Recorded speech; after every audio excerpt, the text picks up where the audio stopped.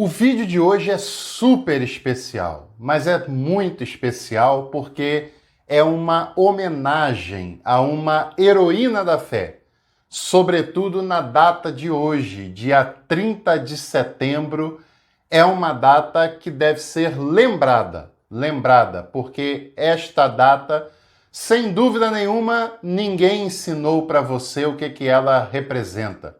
A personagem do nosso perfil teológico de hoje, ela, ao longo de toda a sua vida, tentaram silenciá-la. E mesmo depois da sua morte, não lhe dão o devido valor, o devido reconhecimento. Hoje o perfil teológico é uma nova homenagem, assim como foi na quarta-feira. Mas antes de eu lhe dizer sobre quem vamos falar hoje, eu quero lhe convidar a participar da Escola de Capacitação Teológica, com aulas inéditas toda semana, e essas aulas são ao vivo, e essas aulas ainda ficam disponíveis durante um mês para você acompanhar. Para participar é só se tornar membro Café Completo, que hoje mesmo você vai ter acesso às aulas que estão disponíveis lá no Clube de Membros. E é claro, você ainda ajuda o nosso canal a se desenvolver e a trabalhar bastante. Se você é pentecostal, você tem que conhecer essa mulher. Tem que conhecer bastante. Se você não é, mas é cristão e é cristã, você também tem que conhecer a Frida Wingren. Hoje o perfil teológico é sobre ela. Sobre essa mulher dedicada, guerreira, lutadora, multitalentosa e que foi cruelmente perseguida, silenciada, executada, para falar a verdade. Frida Wingren é um grande exemplo de crente, de serva de Deus, e o seu episódio também foi um episódio do que a maldade humana é capaz de fazer. Porque mesmo religiosos podem ser profundamente maldosos.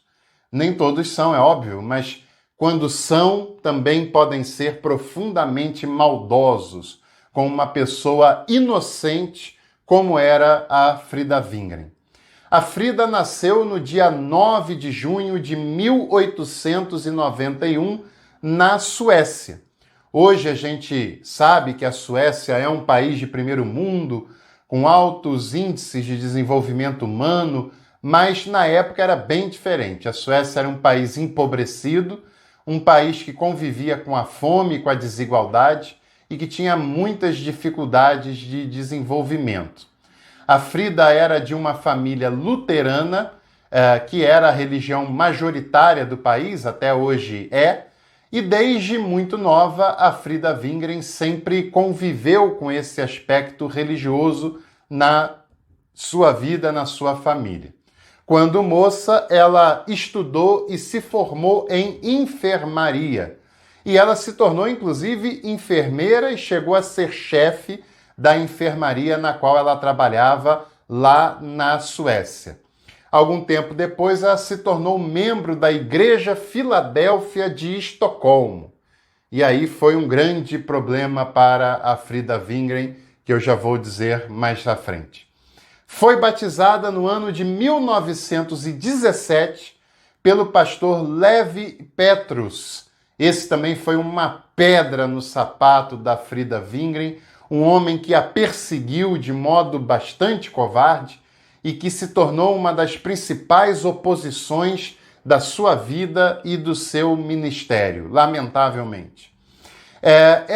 Depois de ser batizada, de ter a experiência pentecostal, o que era muito comum no início do século XX, quando uma pessoa tinha a experiência pentecostal, ela se sentia chamada para fazer missões e para compartilhar do evangelho, da experiência que teve com outras pessoas em outros lugares.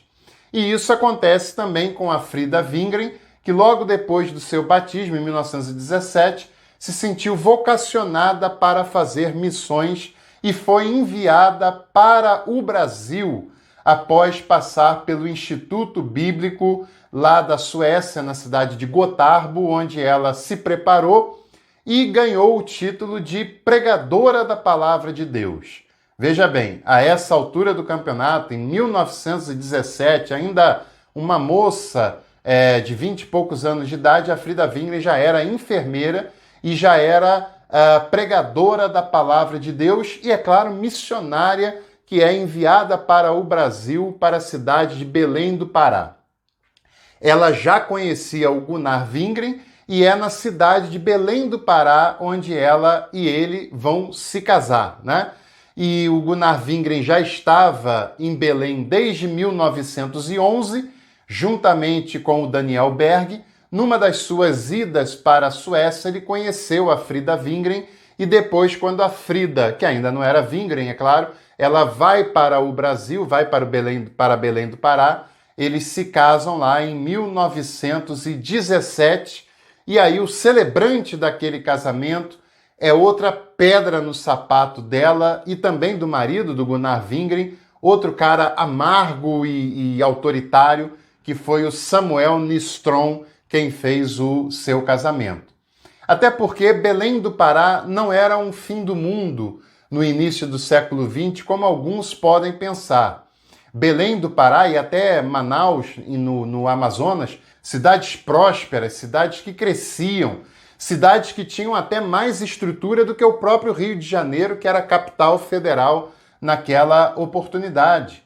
Belém do Pará prosperava muito por causa do ciclo da borracha e era uma das cidades mais conhecidas do Brasil, tinha até bonde elétrico, tinha teatros que eram referências, enfim, era uma cidade bastante desenvolvida, mas também muito quente, o que também dificulta um pouco o trabalho de um casal que está acostumado com climas mais amenos, né? E também vale a gente lembrar que não são os primeiros missionários suecos que chegam no Brasil. Já havia, além de Samuel Nystrom, tinham missionários batistas em Belém do Pará, que até acolhe o Gunnar Wingren nos primeiros anos, né? Havia já alguma presença sueca aqui em solo brasileiro no início do século XX. Em 1920, a Frida Wingren foi acometida de uma doença que era relativamente comum no norte do Brasil, que era a malária. E a Frida teve um momento extremamente difícil e doloroso da sua vida, porque ela quase veio a falecer vítima da malária. Tem um registro de que o seu marido chegou a pedir a Deus que ou ela ficasse curada ou então que Deus a levasse, tamanho o sofrimento que a Frida passou quando foi acometida de malária. A Frida Wingren se recuperou e, aliás, recuperação, superação, luta foram marcas da vida da Frida Wingren, mas logo depois o seu marido, Gunnar, também foi acometido de malária e o seu marido teve muitos problemas de saúde, ficou muito enfraquecido por conta daqueles problemas e ele teve grandes problemas para lidar com a saúde, com o cansaço que quase o levava à exaustão. E a Frida Wingren, frequentemente, ela assumia a liderança dos trabalhos desse movimento aqui no Brasil. Depois de Gunnar Wingren se recuperar da malária, eles passam um tempo lá na Suécia, se recuperando, descansando, e voltam para cá em 1923, onde dão continuidade aos seus trabalhos. Vale lembrar que, além de enfermeira, além de pregadora da palavra de Deus, a Frida Wingren era uma grande líder, era uma grande professora, ela era compositora de hinos. Até hoje os hinos, os hinários das igrejas batista, Assembleia de Deus, igrejas metodistas, ainda tem vários hinos que foram compostos pela Frida Wingren. Por exemplo, a Flor Gloriosa, Se Cristo Comigo Vai, e vários outros hinos que foram compostos por essa mulher multifacetada, multitalentosa, que era uma mulher muito à frente do seu tempo, que viajava sozinha numa época que era escandaloso fazer isso, que pregava, que ensinava, que fazia escolas bíblicas dominicais em presídios. E toda essa liderança da Frida Wingren, ela se tornou editora de jornal, escritora também muito talentosa. Era uma mulher muito inteligente, é claro que todos esses talentos incomodaram demais as autoridades machistas contra as quais ela teve que lutar e se posicionar no Brasil e também na Suécia. E isso tornou a vida da Frida Wingren uma vida muito cansativa, uma vida de muita batalha, de muitos conflitos, em que ela teve que se superar muito, e ela sempre foi determinada, guerreira, lutadora, nunca baixou a sua cabeça até o último dia da sua vida. Era uma guerreira, mas que infelizmente foi vítima do machismo, foi vítima de uma estrutura religiosa tóxica, adoecedora, que a adoeceu apesar de tanta luta que ela teve ao longo da sua vida. Logo depois, eles foram transferidos para o Rio de Janeiro, que eu lembro era a capital do Brasil naquela época, onde vão se estabelecer no bairro de São Cristóvão, e lá começam uma igreja que existe até hoje, que é uma igreja forte até os dias de hoje. Além desses talentos, vale lembrar que a Frida Wingren ela deu início a um jornal porque foi impedida de escrever no jornal que já existia anteriormente, e ela, junto com o Gunnar Wingren, deu início ao seu próprio jornal, até que os dois jornais foram extintos em 1930, quando houve a primeira convenção geral, que acabou padronizando num único jornal, que passou a ser o Mensageiro da Paz, e a primeira convenção geral de 1930 adotou uma postura de monocracia e resultou num movimento que, a partir de então, não aceitou mais o ministério feminino, lamentavelmente.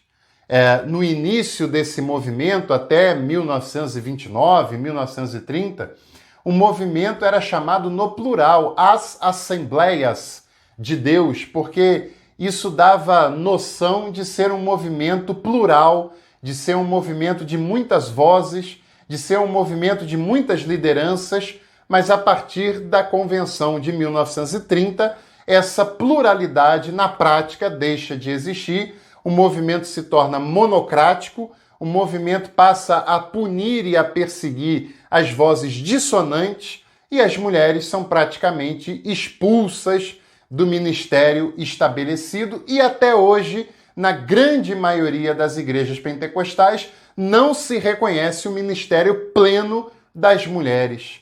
E é claro que isso, em 1930, causou um desgosto profundo na Frida Wingren, no seu marido, Gunnar Wingren, e isso lhe causou problemas, perseguições, limitações e muitas situações das quais ela, com toda certeza, não merecia passar. Porque é sempre bom dizer, Daniel Berg e Gunnar Wingren foram grandes homens, foram grandes líderes, pessoas que não queriam tirar proveito do chamado, pessoas que queriam compartilhar a fé, compartilhar a experiência pentecostal, pessoas que estavam dispostas a dar a vida pelo aquilo no qual eles acreditavam. Porém, mesmo assim, a Frida Wingren era uma liderança ainda mais eloquente, ainda mais talentosa, ainda mais forte do que esses dois grandes personagens, que merecem todas as homenagens, sem dúvida nenhuma, mas a Frida Wingren merecia uma homenagem em outro nível, em outro patamar, sem dúvida nenhuma. Deveria ser lembrada e reverenciada até hoje, enquanto durar o movimento pentecostal, enquanto tiver um movimento pentecostal, principalmente de linha assembleiana, a Frida Wingren deve ser exaltada, coisa que, infelizmente, ela não foi durante a sua vida e não tem sido por muitos, pela maioria, depois da sua morte. Em 1932, a família voltou para a Suécia, a Frida e o Gunnar tiveram 6 filhos, e esse retorno para a Suécia foi um retorno marcado por essa tristeza de tudo que aconteceu na convenção. Vale lembrar que o Gunnar Wingren ficou do lado dela até o fim, apoiou a sua causa, entendeu que a sua causa era justa, era nobre, e isso é muito importante que a gente diga também, mas só que no retorno para a Suécia, a Frida Wingren teve muitos desgostos. No ano seguinte, em 1933, ela perdeu a sua filha e logo depois ela perdeu o seu marido, seu companheiro Gunnar Wingren, num intervalo muito pequeno de tempo. E é claro que essas duas perdas também foram muito dolorosas para a Frida, além de tudo que ela já estava sofrendo por conta do que aconteceu no Brasil. Alguns anos depois, ela tentou ainda retornar para o Brasil para dar continuidade ao seu trabalho missionário, ao seu ministério aqui no Brasil, mas ela foi proibida, impedida pela liderança do Levi Petrus, pela liderança da Igreja Filadélfia de Estocolmo. Foi proibida, até à força mesmo. E em 1935, ela foi internada compulsoriamente num hospital psiquiátrico de Estocolmo, na Suécia. Ela não estava louca, ela não estava doente, ela foi internada à força. Ela sempre foi uma mulher dedicada que estava lá para contribuir. Os inimigos daquele movimento não era Frida Wingren, e ela foi internada compulsoriamente num hospital psiquiátrico, onde ela, de fato, enlouqueceu, ou se não enlouqueceu, teve muitos problemas de sanidade mental. Imagina o peso tóxico de tudo isso que ela estava vivendo. Ela teve uma profunda depressão, um profundo desgosto, e ela morreu com apenas 49 anos de idade, pesando menos de 40 quilos, nos braços de uma das suas filhas, no dia 30 de setembro de 1940. Morreu jovem, morreu triste, morreu deprimida, morreu esquecida e desprezada. E o que é pior ainda, morreu enterrada como uma indigente. Com toda certeza, o sangue de Frida Wingren clama até hoje por justiça. Com toda certeza, os seus algozes eram pessoas indignas, cruéis, covardes, que não tinham a capacidade e a grandeza cristã e humana que Frida Wingren teve ao longo de toda a sua vida. Frida Wingren morreu, sabe de quê? Morreu de igreja. Porque a igreja, quando é monocrática, autoritária e tóxica, ela pode adoecer e se tornar o oposto da comunidade de fé que o Novo Testamento chama a igreja para ser. Frida Wingren morreu de machismo, porque o machismo matava e continua matando até hoje. Se não literalmente, ainda que indiretamente, continua matando. Frida Wingren era uma mulher da qual esse mundo não era digno dela. E ela é um grande exemplo de fé e um grande exemplo do que a maldade humana, mesmo religiosa, é capaz de fazer. Que eu e você possamos exaltar a biografia e a vida de Frida Wingren, lembrar do seu exemplo pessoal e do que fizeram com ela, para que não permitamos que isso seja feito com mais nenhuma outra pessoa. E que eu e você, independente da religião, independente da comunidade que frequentamos, possamos fazer a nossa parte para que os espaços religiosos sejam o que eles têm que ser. Espaços de acolhimento, de perdão, de constituir famílias na fé, um espaço de comunidade, para que ele possa curar e não adoecer, para que ele possa dar sentido e não se tornar tóxico, para que ele possa dar alegria e esperança e não matar pessoas. Que nós sejamos agentes da paz, do acolhimento e da bondade. É isso que se espera de cristãos e cristãs, é isso que se espera das comunidades de fé.